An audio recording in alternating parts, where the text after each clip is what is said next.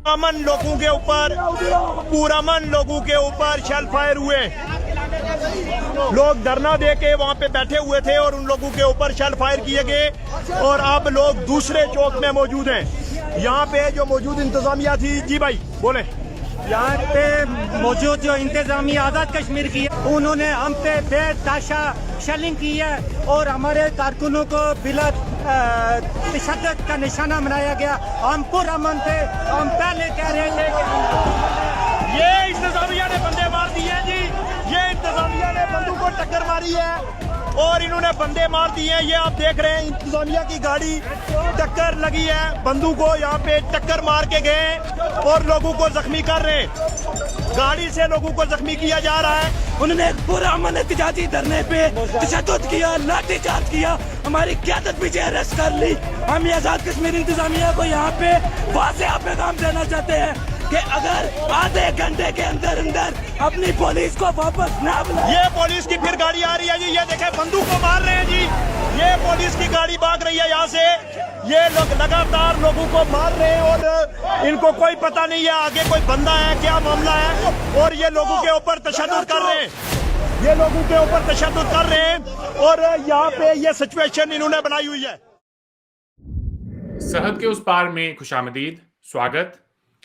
Pakistani occupied Kashmir के शहर मुजफ्फराबाद में जम्मू कश्मीर लिबरेशन फ्रंट ने एक मार्च निकाला। यासिन मलिक के सपोर्ट में यूनाइटेड नेशंस को एक मेमोरेंडम देने के लिए, जहां पर पुलिस की तरफ से जो लोग प्रोटेस्ट करने आए थे, मेमोरेंडम देने आए थे, उनके ऊपर भारी तशद्दुद किया गया। आज के प्रोग्राम में इसी हवाले से बात करेंगे। हमें ज्वाइन किया है बैरिस्टर हामिद बशानी साहब ने। प्रोग्राम में आपका खैर मकदम है बशानी साहब। थैंक यू जनाब, आपका शुक्रिया।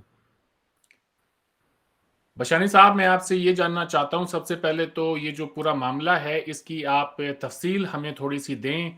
जैसा मैंने कहा कि यासिन मलिक के सपोर्ट में जम्मू कश्मीर लिबरेशन फ्रंट ने मार्च निकाला मुजफ्फराबाद में, क्या उनके मुतालबात थे, क्या ये पूरा मसला है, उसके बाद फिर हम आगे सवाल जवाब का सिलसिला शुरू करेंगे। हाँ जनाब, ये बड़ा एक बहुत ही कॉम्प्लेक्स किस्म का इशू है और इसको आप जितनी गहराई में जाते हैं इतने आप इस पे हैरत ज़दा होते हैं, जिससे कि आपको उस खिते की पॉलिटिक्स की जो लेयर्स हैं और उसके अंदर जो छुपे हुए कंट्राडिक्शंस हैं और जो मुनाफकतें हैं और जो चालाकियां और डबल स्पीक है और जो अवाम को धोखा देने की एक लंबी एक ट्रेडिशन और पॉलिसी है, वो सब जो है वो उस पर एक्सपोज होती है। और ये छोटा सा एक केस जो है, इसमें ये सारे इंटरेस्टिंगली ये सारे एलिमेंट इसके अंदर जो है वो अगर आप उसको पील करें लेयर टू लेयर्स तो उससे निकल के बाहर नज़र आते हैं। ये जो प्रोग्राम था, ये JKLF जो कि एक ऑर्गेनाइजेशन है जम्मू कश्मीर के दोनों तरफ मौजूद है, वो बाय द वे जो इंडियन जम्मू एंड कश्मीर है उसमें उसको बैन किया गया है, इलीगल समझी जाती है वो, और जो पाकिस्तानी पार्ट ऑफ कश्मीर है उसमें वो फुली फंक्शनल है।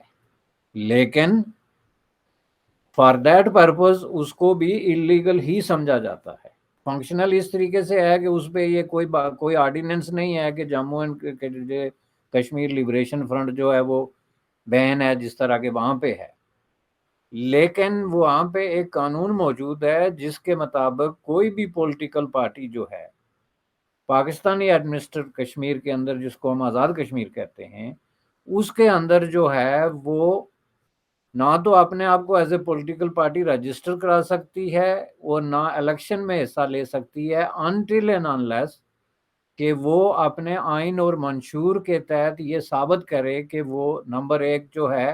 इलाके पाकिस्तान पे यकीन रखती है। इलाके पाकिस्तान से मुराद इलाक करना नहीं बल्कि इल्हाक उसको, यानी accession to Pakistan, to be the part and parcel of Pakistan, number एक। दूसरा जो है वो आइडियोलॉजी ऑफ पाकिस्तान पे यकीन रखती है, जिसका दूसरा मतलब है टू नेशन थ्योरी, जिसका तीसरा मतलब ये है कि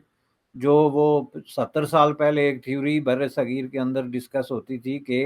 इंडियन सब कॉन्टिनेंट के अंदर दो कौमें आबाद हैं, एक हिंदू और एक मुसलमान, और तीसरा ये है कि वो पाकिस्तान की सेफ्टी और सिक्योरिटी पे यकीन रखती है। ये तीन जो हैं शर्तें हैं उस खिते में किसी भी पॉलिटिकल पार्टी को as a political party duly registered होना विद द इलेक्शन कमीशन اور جو ہے وہ الیکشن میں حصہ لینا، جس کا مطلب یہ ہے کہ وہاں JKLF ایز اے پارٹی اپنا فنکشن تو کر سکتی ہے، نعرہ تو لگا سکتی ہے یا جلوس نکال سکتی ہے، جلسہ کر سکتی ہے، لیکن یہ ہے کہ ایز اے پولیٹیکل پارٹی وہاں پہ فنکشن نہیں کر سکتی. تو اس حساب سے آپ یوں سمجھ لیں کہ وہاں بھی بین ہی ہے، چونکہ when it comes to the real implementation of law یا اس کے جو امپلیکیشن ہے تو اس میں اس کو ایک بین ہی سمجھے. لیکن بہرحال ابھی جو انہوں نے جو ہے یہ جو کام کیا تھا یہ تھا ایک ڈیمونسٹریشن، جو بنیادی طور پہ اس نے اس کو لانگ مارچ کہا، جو وہ آزاد کشمیر کا، پاکستانی ایڈمنسٹ کشمیر کا جو خطہ ہے اس کا اگر آپ وہ دیکھیں تو اس طرح کا ایک نقشہ ہے جس میں وہ ساؤتھ سے شروع ہو کے یعنی پیمبر سے، میرپور ڈسٹرکٹ وغیرہ سے، تو آل دا وے ٹو دا نارتھ میں جا کے تو جو کیپٹل سٹی آف مظفر آباد ہے وہاں پہ اینڈ ہونا تھا، اور وہاں پہ جا کے تو وہاں پہ ایک آبزرور گروپ بیٹھتا ہے، یونائٹڈ نیشن کا آبزرور گروپ، جو 1947 میں انڈیا اور پاکستان دونوں کی رضامندی سے جموں کشمیر میں اس کو تعینات کیا گیا تھا. تو اس گروپ کو جا کے انہوں نے قرارداد پیش کرنی ہے. پہلی بات یہ آن دی آؤٹ سیٹ میں آپ کو بتا دوں کہ میں اس چیز کو قطعاً جو ہے آن نہیں کرتا کہ کشمیر کا کوئی گروپ جا کے یونائٹڈ نیشن کے کسی آبزرور کو قرارداد پیش کرے یا ان کو کوئی یادداشت پیش کرے. میں سمجھتا ہوں کہ that is the waste of the time اور that is very insulting in other words for the people of Kashmir. چونکہ پہلی بات یہ ہے کہ ان کا کوئی اس طرح کا وہاں بزنس، کوئی پروٹوکول، کوئی اختیار ایسا نہیں ہے کہ وہ اس طرح کی کسی یادداشت کو وصول کریں. ان کا جاب جو ہے وہ ایک جنگ کی صورت میں ایک آبزرور گروپ کے طور پہ وہاں پہ اپوائنٹ ہوئے تھے کہ کشمیر کے اندر جو ہے وہ چونکہ جھڑپیں ہوتی ہیں، خلاف ورزیاں ہوتی ہیں، وہ ایک دوسرے پہ پھر الزام لگتا ہے کہ انڈیا کہتا ہے پاکستان نے کر دیا، پاکستان کہتا ہے انڈیا نے کر دیا، تو ایک تھرڈ پارٹی وہاں پہ ہونی چاہیے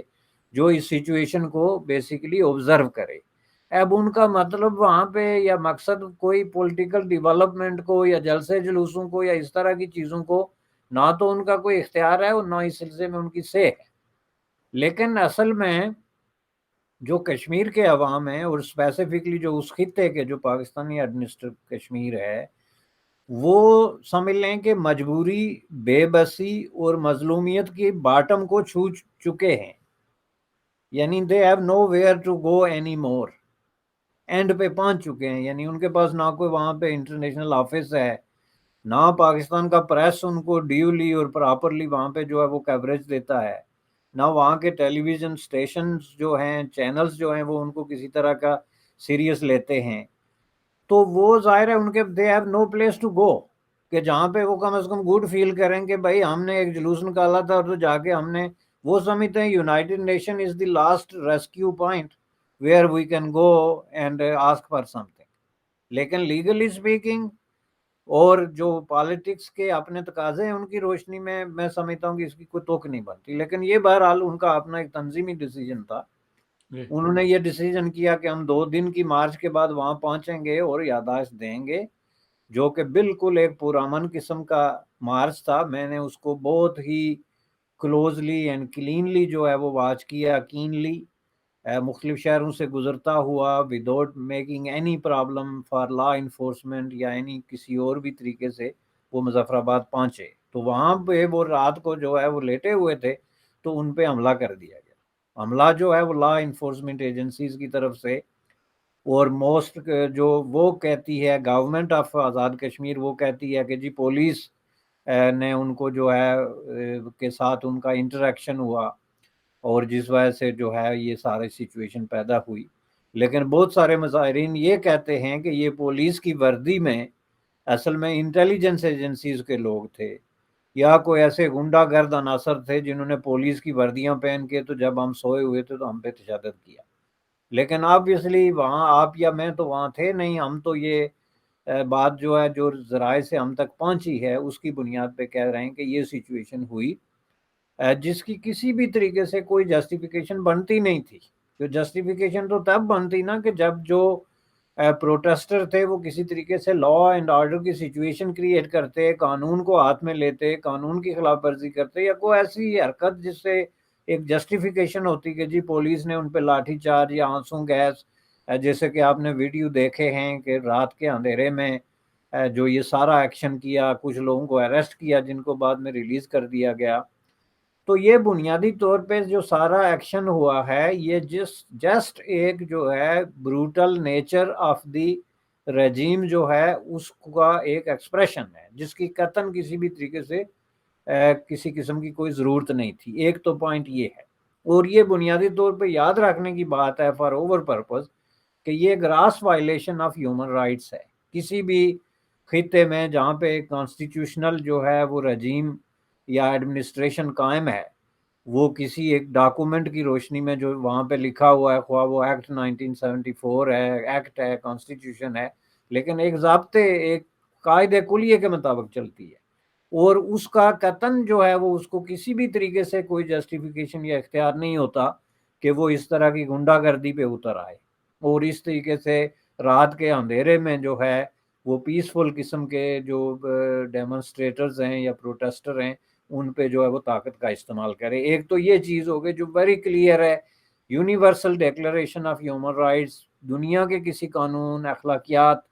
یا کسی بھی جو ہے وہ اصول کی روشنی میں یہ ایک بہت ہی گناؤنا، غلط اور غلیظ قسم کی حرکت ہے جس کی جتنی مذمت کی جائے کم ہے. لیکن اس سے بھی بڑی بات میں آپ کو بتاؤں کہ یہ ایک ایسے وقت میں ہوا جب کہ وہ جس کو آزاد کشمیر کہتے ہیں اس کا صدر سرکاری طور پہ دورے کر رہا ہے یورپ کے، جس میں کہ اس نے آئرلینڈ کا اور بیلجیم کا اور انگلینڈ کا دورہ کیا. اس میں لاکھوں جو ہے وہ ڈالر خرچ کیے، خواہ اپنی جیب سے کیے یا گورنمنٹ کی طرف سے کیے. He is the one who can tell you.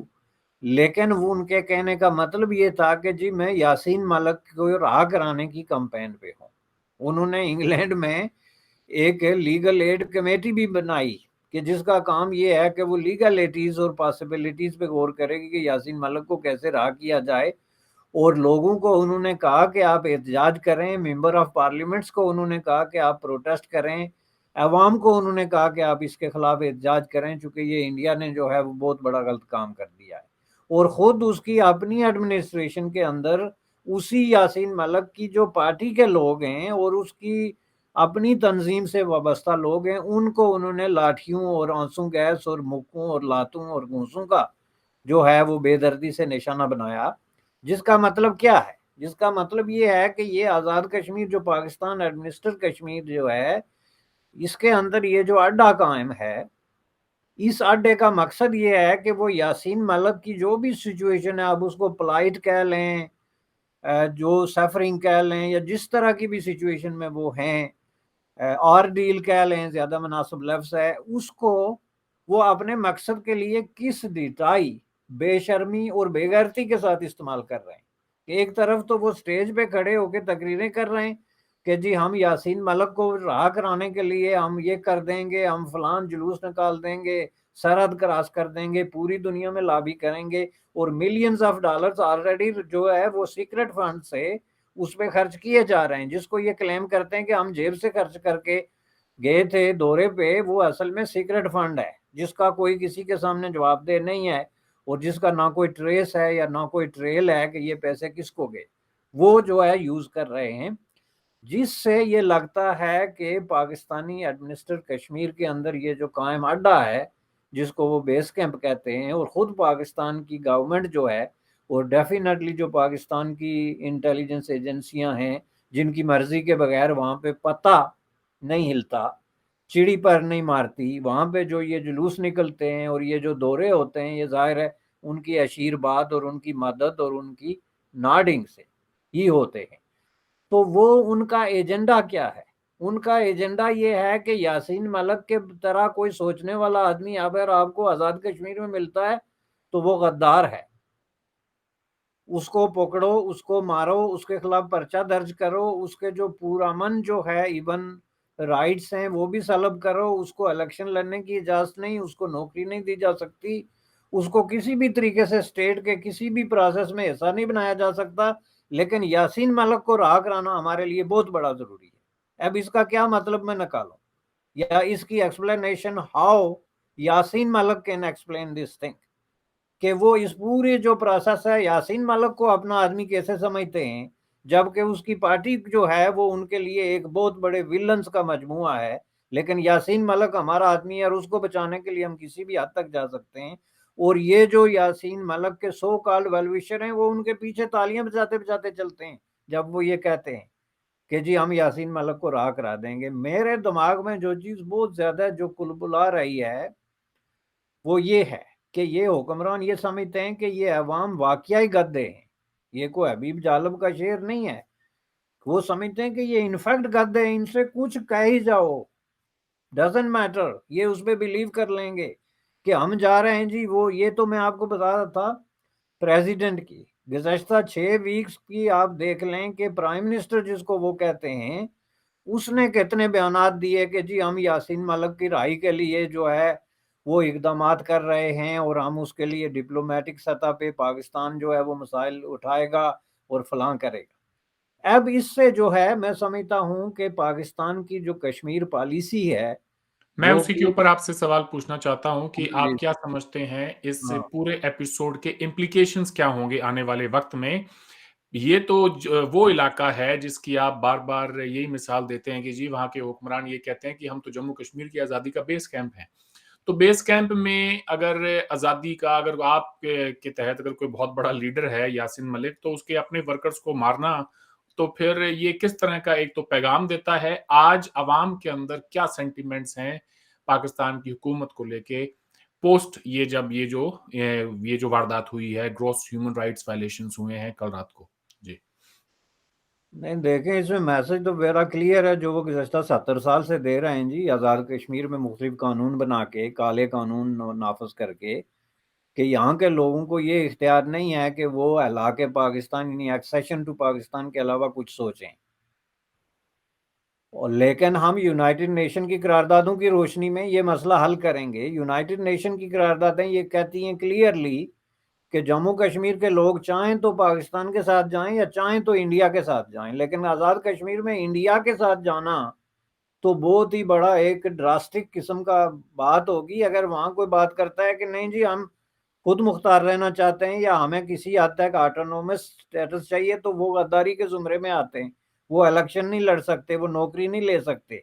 ان کو جو ہے وہ شودرز کی طرح جو ہے وہ ٹریٹ کیا جاتا ہے.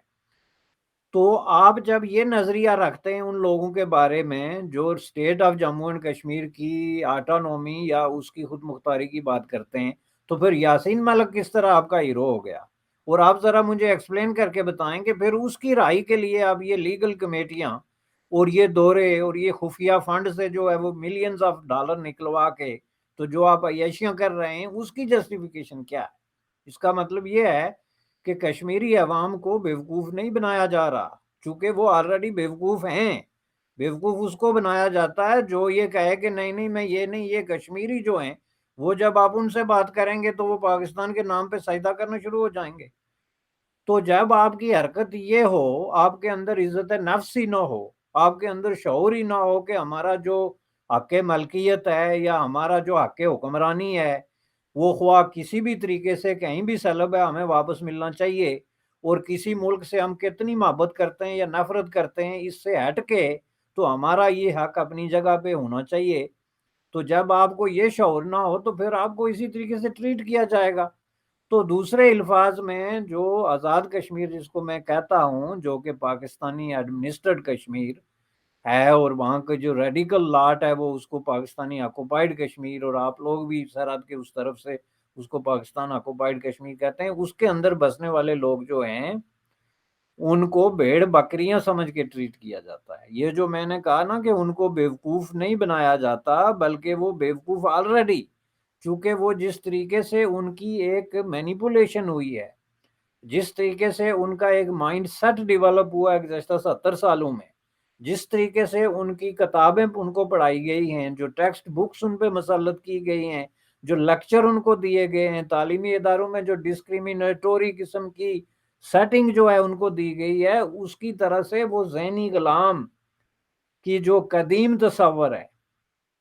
اور اس پہ میں ایک دن ریسرچ کر رہا تھا تو مجھے بڑی ہنسی آئی کہ یہ ہم اس پہ بلیو نہیں کرتے تھے کہ لوگوں کو نسل در نسل بھی غلام بنایا جا سکتا ہے. لیکن یہ حقیقت ہے کہ آپ اگر کسی ایک نسل کو کسی طریقے سے مینیپولیٹ کر کے ذہنی طور پہ جس کو برین واش کر کے غلامی کا عادی کر لیتے ہیں تو وہ اس کی ڈی این اے کا حصہ بن جاتا ہے۔ اب اس خطے کے لوگوں کا ڈی این اے کا پرابلم یہ ہو گیا کہ وہ سمجھتے ہیں کہ پاکستان جو ہے وہ ہم ہیں اور ہم پاکستان سے بڑے پاکستانی ہیں، لیکن جب ان کے رائٹ کا سوال آتا ہے تو ان کا دماغ کام کرنا چھوڑ دیتا ہے۔ اب کل یہ کہہ رہے تھے کہ جی حکومت پاکستان نے ہمارا بجٹ کاٹ دیا، اور پھر بڑے ایک جو ہے وہ بہت ہی سلو اور دھیمے انداز میں کہتے ہیں کہ جی وہ ہماری تو بجلی کی ضرورت تو یہی کوئی 400 میگا واٹ ہوگی، تو یہاں تو 4000 سے اوپر بجلی پیدا ہوتی ہے، تو وہ بجلی کہاں جاتی ہے یہاں سے، تو لوڈ شیڈنگ ہی نہیں ختم ہوتی۔ یعنی ان کے اندر اتنی غیرت نہیں ہے کہ وہ پاکستان کو کہیں کہ آئی لو یو بھائی صاحب، لیکن پلیز یہ میری بجلی جو ہے نا یہ مجھے دے دو۔ دو بھائی بھی جو ہے نا وہ ایک دوسرے سے کوئی نفرت کر کے تو اپنا حق تو نہیں مانگتے نا، وہ تو کہتے ہیں کہ بھائی یہ ہماری چیز ہے ہمیں دو۔ اب یہ جو ہے جہاں مینٹالٹی اس حد تک پس جائے، چونکہ یہ بات جو آدمی کرے گا اس کو پاکستان کی انٹیلیجنس ایجنسیاں غیر محب وطن اور غدار کا مارک دے دیں گی، اس کی پھر ان لسٹ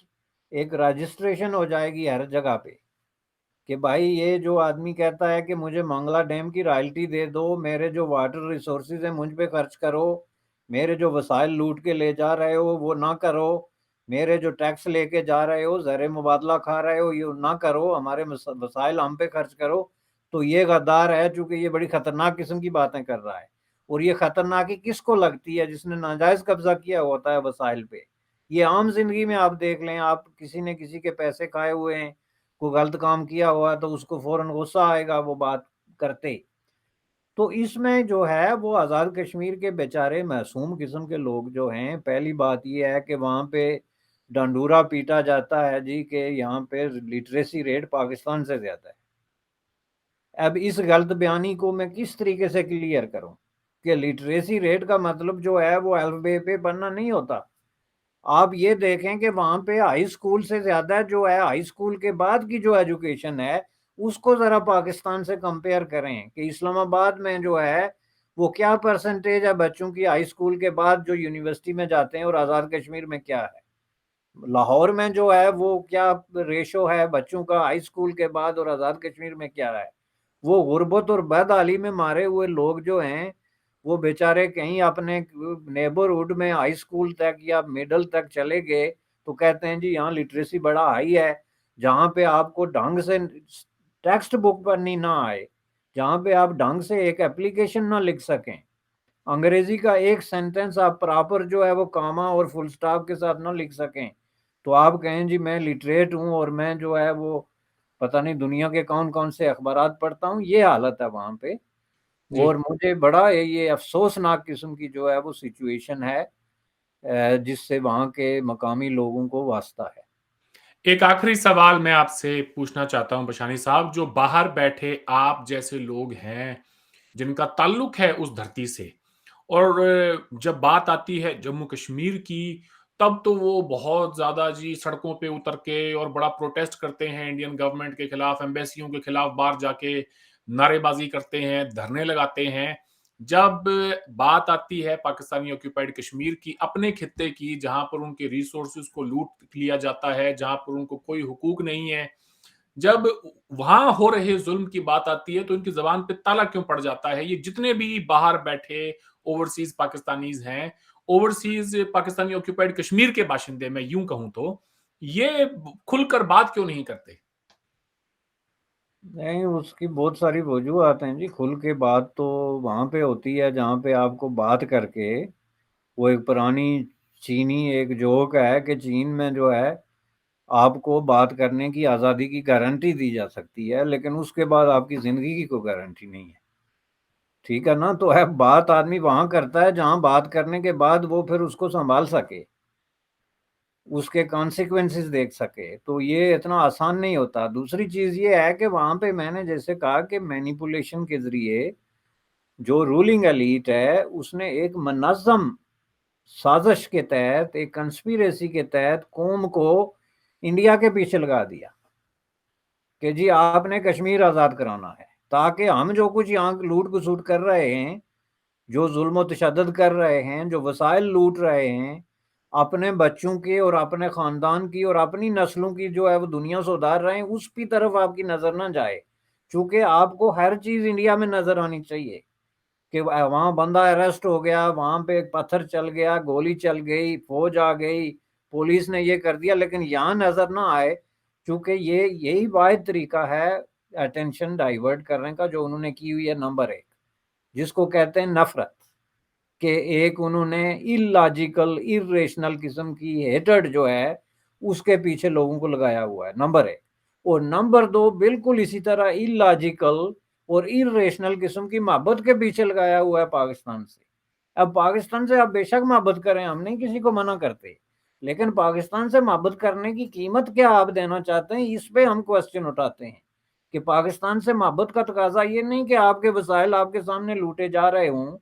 آپ کا جو ہے وہ بجلی کی ضرورت 400 میگا واٹ ہو اور آپ 4000 سے زیادہ پیدا کر رہے ہوں، اور آپ کے 18 گھنٹے لوڈ شیڈنگ ہو، آپ کے ہاں انٹرنیٹ نہ چلتا ہو، آپ کے ہاں جو ہے وہ کسی طرح کی کوئی ماڈرن فیسلٹی، کوئی مشین نہ چلتی ہو، تو آپ کہتے ہیں ہم محبت، اس سے محبت پہ کیا اثر پڑتا ہے؟ کیا یعنی یہی وجہ ہے کہ پاکستان کے اندر کبھی بھی جس طرح کی تحریک وائلنس کی، گن کی اور جہاد اور یہ سب ہندوستان میں ہوا، وہ اس طرف نہیں پنپ سکا؟ کہ بالکل، پاکستان کی یہ کہیں نہ جعلی کہیں محبت، لوگوں کے دل میں ایک نرم گوشی ہے، کہیں نہ کہیں پہ نرم وہ گوشہ محبت ہے۔ نہیں، یہ جعلی محبت، یہ جعلی محبت جو آپ کے وسائل کی قیمت اور آپ کی آزادی کی سوچ، آزادی فکر کی سوچ کے نتیجے میں ہے۔ اب یہ نہیں ہے کہ وہاں ملیٹنسی جو ہے یہ کوئی واحد انریسٹ کا کوئی واحد اظہار نہیں ہوتا ہے، یہ بہت کم دنیا میں، بہت کم علاقوں میں اس طرح ہوا ہے کہ جہاں لوگ بندوق اٹھاتے ہیں اپنے مسائل کے لیے، اس کے کہیں اور ہزاروں طریقے ہوتے ہیں۔ اب جب یہ کل کا وہاں واقعہ ہوا کہ آپ ایک پرامن پروٹیسٹ جا رہا ہے، آپ نے اس پہ تشدد کیا، تو اس کے جواب میں ظاہرہ گولی چل سکتی ہے نا، ملیٹنسی کی شکل اختیار کر سکتی ہے، لیکن ایسا نہیں ہوتا، چونکہ لوگ اپنے ہزار کے ڈیفرنٹ طریقے نکالتے ہیں، اور میں سمجھتا ہوں کہ یہ اچھی بات ہے۔ ہم اس بات کو انکریج کرتے ہیں کہ آپ یہاں کے آزاد کشمیر کے لوگ پیسفل اسٹرگل کریں اور کسی صورت میں بندوق کی طرف یا ملیٹنسی کی طرف یا وائلنس کی طرف نہ جائیں۔ ہم نے جب سے سیاست شروع کی تھی اسٹوڈنٹ پالیٹکس میں 18 ایئرز آف ایج میں، ہم نے لوگوں کو اور اسٹوڈنٹس کو یہ بتانا شروع کر دیا تھا کہ وائلنس، تشدد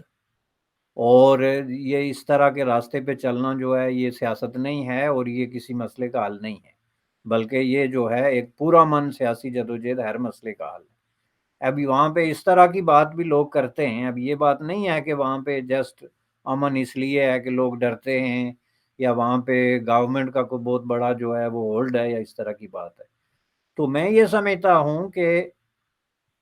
جو وہاں پہ لوگوں کو حقوق حاصل اس وقت ہیں سو کالڈ قسم کے، اب ان حقوق کی آپ ایک جھلک تو یہ دیکھ لیں کہ کل کیا ہوا، لیکن جو کچھ بھی حاصل ہیں وہ محض اس لیے ہیں کہ کچھ لوگوں نے وہاں پیسفل ڈیموکریٹک اسٹرگل کی ہے۔ تو دوستو، یہ تھا آج کا سرحد کے اس پار۔ بشانی صاحب سے ہم پھر بات کریں گے۔ آج آپ نے وقت دیا، آپ کا بہت بہت شکریہ۔ تھینک یو جناب، آپ کا شکریہ۔